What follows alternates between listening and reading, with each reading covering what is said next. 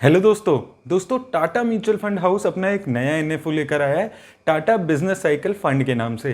तो जो लोग मेरे चैनल पे नए हैं मैं उनको एक चीज़ बता देता हूँ कि एनएफओ क्या होता है। तो दोस्तों जैसे कोई नई कंपनी जब मार्केट में लिस्ट होती है तो वो आईपीओ लेकर आती है, वैसे ही जब एक नया म्यूचुअल फंड मार्केट में आता है तो वो अपना एनएफओ लेकर आता है। लेकिन यहाँ पर आपको एक चीज़ हमेशा याद रखनी है, जैसे आईपीओ में आपको इन्वेस्ट करके लिस्टिंग गेन्स के चांसेस होते हैं, ऐसा कुछ एनएफओ में आपको नहीं मिलता है। तो आप एनएफओ में इन्वेस्ट करने से पहले इस चीज़ का ध्यान ज़रूर रखें।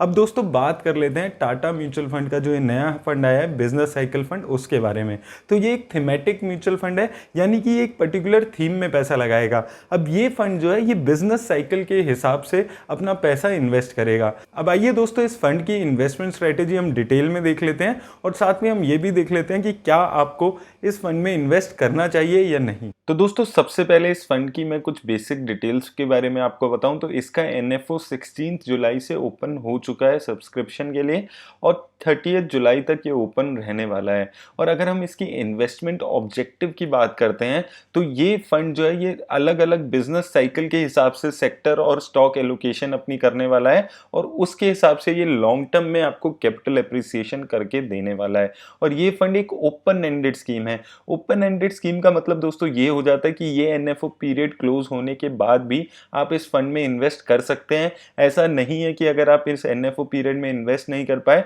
तो आप इस फंड में इन्वेस्ट नहीं कर पाएंगे। जो इस फंड के मेन फंड मैनेजर रहने वाले हैं वो है राहुल सिंह जी और इसका बेंचमार्क इंडेक्स रहेगा निफ्टी 500 टीआरआई। और अगर आपको इसके एनएफओ में इन्वेस्ट करना है तो आपको कम से कम 5,000 रुपए से यहाँ पर शुरुआत करनी होगी। अब अगर इसकी मैं एग्जिट लोड की बात करता हूँ तो अगर आपने अपना डाला हुआ पैसा 1 साल के बाद निकाला तो आपको कोई भी एग्जिट लोड नहीं देना होगा, आप कितना भी पैसा निकाल सकते हैं। लेकिन अगर आप 1 साल के अंदर अपना कोई पैसा निकालते हैं तो 12% तक की जो आपकी ओरिजिनल इन्वेस्टमेंट होगी उस पे आपको कोई एग्जिट लोड नहीं देना होगा और 12% से ज्यादा अगर आप अपनी इन्वेस्टमेंट 1 साल के अंदर निकालते हैं तो आपको 1% एग्जिट लोड देना होगा। अब दोस्तों आइए ये समझ लेते हैं कि बिजनेस साइकिल इन्वेस्टिंग होती कैसे है, किस तरह से कोई भी फंड मैनेजर बिजनेस साइकिल के हिसाब से इन्वेस्ट करता है। तो दोस्तों सबसे पहले अगर हम बात करें कि बिजनेस साइकिल इन्वेस्टिंग होती क्या है तो दोस्तों जो ये हमारी बिजनेस है वो अलग अलग साइकिल्स में बटी होती है। जैसे कि कभी स्लो डाउन आ जाता है तो कभी बहुत ज्यादा एक्सपेंशन होने लगती है। तो जो बिजनेस साइकिल इन्वेस्टिंग है वो भी जो करंट की बिजनेस साइकिल चल रही होती है उसके हिसाब से इन्वेस्ट किया जाता है। तो जैसे कि आप ये मान लीजिए कि अगर फेज आपका रिकवरी और एक्सपेंशन का चल रहा है तो मिड साइज और स्मॉल कैप कंपनीज में ज्यादा इन्वेस्टमेंट करने की कोशिश की जाती है, क्योंकि मिड कैप और स्मॉल कैप कंपनीज जो है वो अच्छी रिटर्न्स देती हैं रिकवरी और एक्सपेंशन के बिजनेस साइकिल में। वहीं जब स्लो डाउन और रिसेशन आ जाता है तो लार्ज कैप कंपनीज एक अच्छी आपको कुशन देती है उस टाइम पे जब स्लो डाउन और रिसेशन होता है, जिनके बहुत अच्छा नाम होता है, जिनका ऑलरेडी बहुत अच्छा कस्टमर बेस होता है। तो इस हिसाब से बिजनेस साइकिल के हिसाब से ये फंड इन्वेस्ट करने वाला है। अब दोस्तों अगर मैं आपको पिछले कुछ टाइम में बिजनेस साइकिल का हिसाब समझाऊं तो आप ये देखिए कि 3-4 आपकी बिजनेस साइकिल होती है। एक रिसेशन होता है, देन रिकवरी का फेज आता है, एक्सपेंशन का भी फेज आता है एक, और एक स्लो डाउन का फेज आता है। तो रिसेशन के फेज में ये देखा जाता है कि प्रीडोमिनेंटली लार्ज कैप कंपनीज में भी फार्मा, एफएमसीजी, यूटिलिटीज ऐसे सेक्टर अच्छा करने लगते हैं। वहीं जब हम रिकवरी और एक्सपेंशन के फेज में आते हैं तो मिड कैप और स्मॉल कैप कंपनीज ज्यादा अच्छा परफॉर्म करने लगती हैं। और वहीं जब दोबारा से स्लो डाउन वाला हमारा फेज आ जाता है तो फिर से वही फार्मा, एफएमसीजी, यूटिलिटीज ऐसे जितने भी सेक्टर्स हैं जो चाहे स्लो डाउन हो चाहे रिसेशन हो ये अच्छा ही परफॉर्म करते हैं, क्योंकि एफएमसीजी की जरूरत हमारे को पूरे साल हर बिजनेस साइकिल में पड़ती है। फार्मा की दवाइयों की, मेडिसिन की जरूरत हमें हर बिजनेस साइकिल में पड़ती है। तो ऐसे साइकिल्स हमारे को रिसेशन और स्लो डाउन में अच्छा एक वो बना कर देते हैं। अब दोस्तों अगर मैं पिछले कुछ सालों का आपको डिटेल्स दिखाऊं कि किस सेक्टर ने किस फेज में कैसा परफॉर्म किया है तो आप यहां पर अगर देखेंगे 2008 से 2009 के बीच में एक रिसेशन का फेज था और उस टाइम आप देखेंगे जो सबसे अच्छा करने वाले सेक्टर थे वो ऑटो, आईटी और फार्मा सेक्टर थे। वहीं रियलिटी, कंज्यूमर डिस्क्रिशनरी और इंडस्ट्रियल सेक्टर बहुत ही खराब परफॉर्म कर रहे थे। उसके बाद कुछ टाइम के लिए रिकवरी वाला फेज आया, उस टाइम पे भी एफएमसीजी और फार्मा अच्छा परफॉर्म कर रहे थे। उसके बाद एक्सपेंशन के टाइम पे ये चीज चेंज हो गई। जब एक्सपेंशन फेज आया तो कंज्यूमर डिस्क्रिशनरी, ऑटो सेक्टर और फाइनेंशियल सर्विस सेक्टर ज्यादा अच्छा परफॉर्म करने लगे। एंड देन फिर से जब स्लो डाउन का फेज आया तो एफएमसीजी सेक्टर, आईटी और फाइनेंशियल सेक्टर ज्यादा अच्छा परफॉर्म करने लगे। और अब पिछले कुछ सालों में रिकवरी का फेज चल रहा है, पिछले एक साल से 2021 में। तो यहां पर आप देखेंगे फार्मा, मेटल और आईटी सेक्टर अच्छा परफॉर्म कर रहे हैं। तो दोस्तों बिजनेस साइकिल के हिसाब से ऐसा देखा गया है कि जो सेक्टर है वो अलग परफॉर्म करते हैं और जो कंपनीज हैं वो भी ज्यादा अच्छा परफॉर्म करती है। अब दोस्तों इससे हमें ये समझ आ गया कि बिजनेस साइकिल का से हमारा क्या मतलब होता है और बिजनेस साइकिल इन्वेस्टिंग क्या होती है। अब दोस्तों अगर मैं बात करूं इस फंड की इन्वेस्टमेंट अप्रोच पे, तो ये फंड भी यही काम करने वाला है कि ये जो इकोनॉमी के ट्रेंड्स चल रहे होंगे उसके हिसाब से अपने सेक्टर और अपने स्टॉक्स को चूज करेगा। वो स्टॉक्स को चूज करेगा, उन सेक्टर्स को चूज करने की कोशिश करेगा जो आउट परफॉर्म आपको कर सकें। इकोनॉमिक ट्रेंड से यहां पर ये मतलब है कि ये साइक्लिकल्स को चूज करेगा जब एक्सपेंशन चल रहा होगा और डिफेंसिव स्टॉक्स को चूज करेगा जब कॉन्ट्रैक्शन चल रहा होगा। अब इसको अगर हम और डिटेल में समझें तो एक्सपेंशन के टाइम पे ये फंड सेक्टर के लीडर्स को चूज करने वाला है या उन कंपनीज को चूज करेगा जो इस एक्सपेंशन से बहुत ज्यादा फायदा उठाने की पूरी उम्मीद होगी।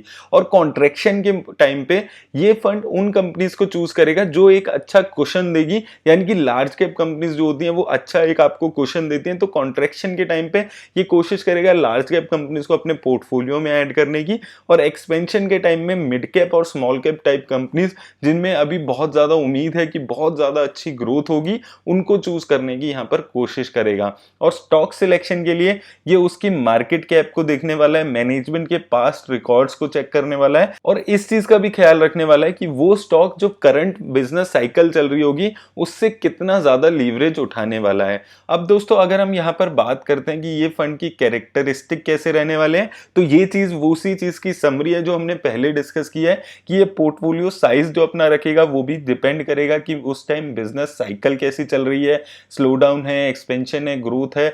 सेक्टर एलोकेशन भी ये बिजनेस साइकिल के हिसाब से करने वाला है कि अगर इनको लगेगा कि एग्रेसिवली हम इन्वेस्ट कर सकते हैं तो हो सकता है ये एग्रेसिवली इन्वेस्ट करें। वो डिपेंड करेगा प्योरली बिजनेस साइकिल पे।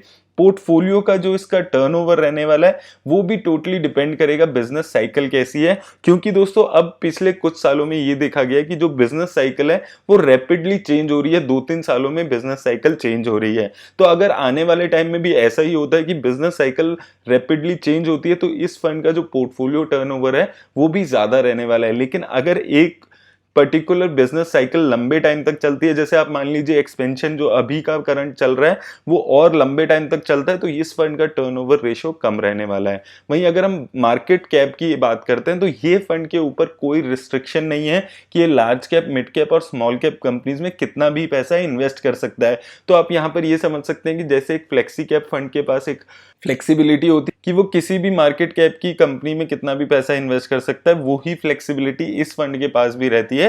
तो ये प्योरली इसकी जो मार्केट कैप भी रहने वाली है वो भी प्योरली बिजनेस साइकिल के ऊपर ही डिपेंड करने वाला है। तो यानी कि अगर मैं इसको समराइज करूं तो इसकी कंपनी, सेक्टर, मार्केट कैप सब चीजें डिपेंड करेगी कि करंट में बिजनेस साइकिल अपने किस फेज में है। अब दोस्तों अगर मैं इस फंड की एसेट एलोकेशन के बारे में बात करूं तो ये फंड 80% से 100% तक पैसा अपना इक्विटी और इक्विटी रिलेटेड इंस्ट्रूमेंट में लगाने वाला है on the basis of business cycle, जो अभी हमने इस वीडियो में डिस्कस किया है। उसके अलावा 20% तक ये पैसा किसी और इक्विटी या इक्विटी रिलेटेड इंस्ट्रूमेंट में भी लगा सकता है और 20% पैसा ये डेट इंस्ट्रूमेंट में भी लगा सकता है। उसी तरह रिट्स में भी ये अपने 10% के आसपास पैसा लगा सकता है। अब दोस्तों ये तो बात हो गई कि बिजनेस साइकिल इन्वेस्टिंग क्या होती है और ये फंड कैसे आगे आने वाले टाइम में इन्वेस्ट करने वाला है। अब दोस्तों ये बात आती है कि जो अभी करंटली बिजनेस साइकिल फंड्स चल रहे हैं वो कैसा परफॉर्म कर रहे हैं। तो दोस्तों अभी मार्केट में सिर्फ 2 ही ऐसे फंड हैं जो बिजनेस साइकिल की थीम पर इन्वेस्ट करते हैं।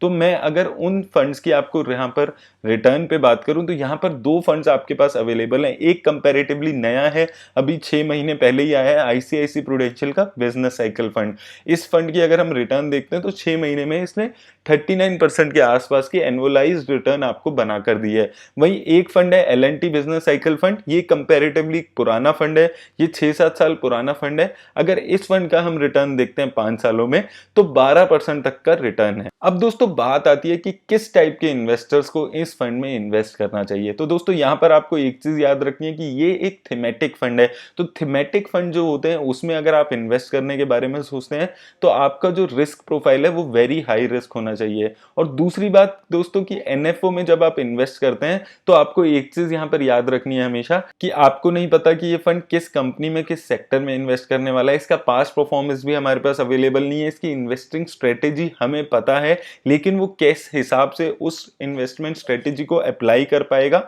वो भी अभी हमें नहीं पता। तो अगर आप एनएफओ में इन्वेस्ट कर रहे हैं तो आपको ये चीज का ख्याल रख के ही एनएफओ में इन्वेस्ट करना चाहिए। तो अगर आपका बहुत ज्यादा रिस्क लेने वाले इन्वेस्टर हैं तो ही आप ऐसे फंड में इन्वेस्ट करने के बारे में सोचें। मेरी तरफ से आज दोस्तों इतना ही। धन्यवाद।